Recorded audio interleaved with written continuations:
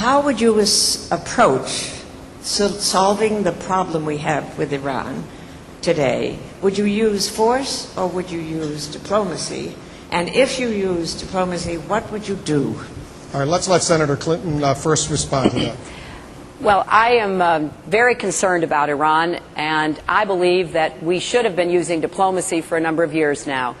I am, I guess, pleased that the administration is starting to talk to the Iranians, but it is way overdue. We have allowed the Iranians to begin their nuclear program, to imprison Iranian Americans as they are now, to send weapons across their borders to be used against our young men and women. And we need a process of engagement. You know, the president's policy has been we don't talk in this administration to people we don't agree with or that we think are bad. All during the Cold War, we always talked to the Soviet Union. They had missiles pointed at us. They had leaders who said they would bury us. They waged wars around the world. We never stopped talking. In my administration, diplomacy, patient, careful diplomacy, the kind of diplomacy that Bill Richardson did for my husband, that really gets people to stay with it over time. Are you always going to get good results? No, but you've got to start the process.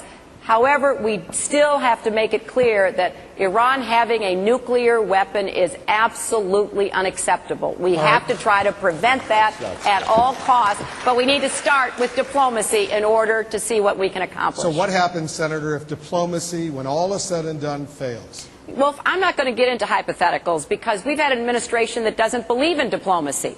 You know, they have every so often Condi Rice go around the world and show up somewhere and make a speech, and occasionally they even send Dick Cheney. That's hardly diplomatic in my view. So from what I would say, we won't know until we get a president who is committed to diplomacy and will do things like use the great diplomats that have come up through our country, use former presidents, use people like Bill Richardson. Only then will we be able to make a clear assessment. I just hope we have enough time, because unfortunately we have many months to go before this administration is done.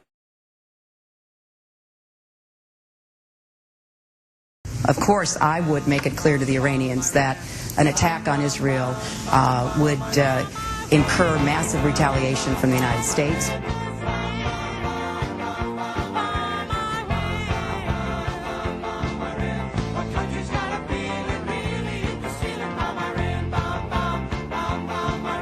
And we will let the Iranians know that, yes, an attack on Israel would trigger massive retaliation.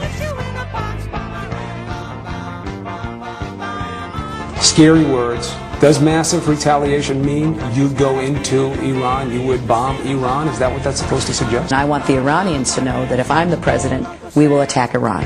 And I want them to understand that, because it does mean that they have to look very carefully at their society.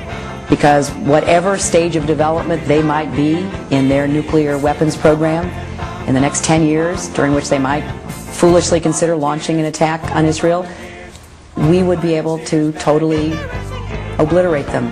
That's a terrible thing to say, but those people who run Iran need to understand that. And I want the Iranians to know that if I'm the president, we will attack Iran. We would be able to totally obliterate them. That's